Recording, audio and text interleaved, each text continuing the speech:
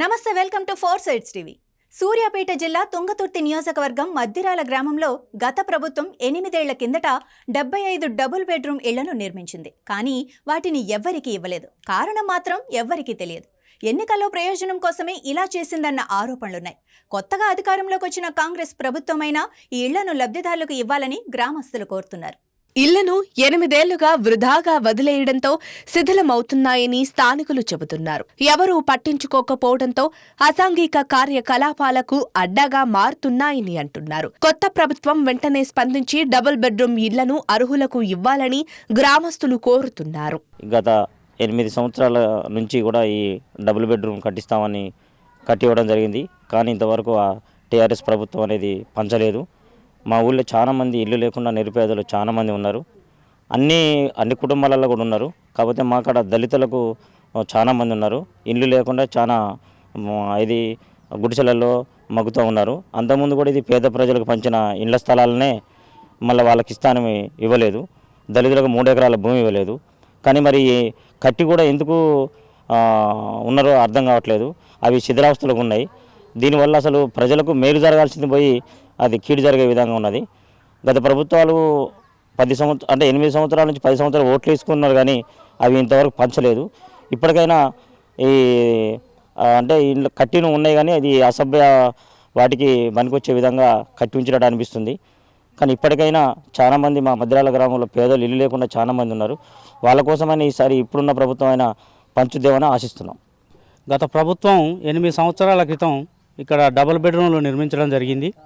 ఈ డబుల్ బెడ్రూమ్లను ఈ గాదర్ కిషోర్ కుమార్ గారు ప్లస్ మద్దిరాల గ్రామ సర్పంచ్ ఇంతియాజ్ రజాక్ గారు అర్హులను గుర్తించి ఈ డబుల్ బెడ్రూమ్లు ఇవ్వడం జరుగుతుందని చెప్పారు.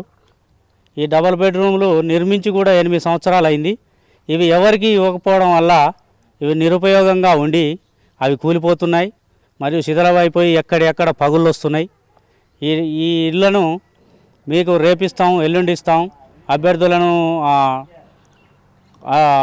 ఈ ఇండ్లు అర్హులను గుర్తించాం, రేపిస్తాం, ఎల్లుండి ఇస్తాం అనేసి ఈ ఓట్ల కోసం ఈ మభ్యపెట్టడం జరిగింది. ఇప్పుడు ఎమ్మెల్యే ఎలక్షన్లు వచ్చినాయి, ఇప్పుడు ఆపేసినాం. మళ్ళీ ఎంపీ ఎలక్షన్లు వస్తున్నాయి, అవి అయిపోగానే ఇచ్చేస్తాం అనేసి మళ్ళీ ఓట్ల కోసం, ఓట్లు దండుకునే కోసం వీరు ఈ ఇళ్లను మభ్యపెట్టి ఆపేస్తుర్రు. ఇకనైనా ఇప్పుడొచ్చిన ఈ ప్రభుత్వం అయినా సరే మందుల సామేల్ గారికి ఒక విన్నపం తెలియజేసుకుంటున్నా. మద్దిరాల గ్రామ కాంగ్రెస్ పార్టీ కార్యకర్తగా నేను ఇప్పటికైనా సరే ఎమ్మెల్యే గారు గుర్తించి అర్హులైన వారికి ఈ ఇండ్లు ఇవ్వవలసిందిగా మా యొక్క మనవి. తుంగతుర్తి నియోజకవర్గం మద్దిరాల మండలం మద్దిరాల గ్రామం. నా పేరు దైనాల శంభయ్య నాయుడు.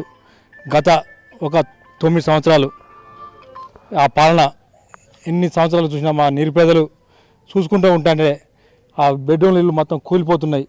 అది దేనివల్ల ఆపిరంటే మా టీఆర్ఎస్ మళ్ళా ప్రభుత్వం వస్తుందని దానికోసం వెయిట్ చేశారు.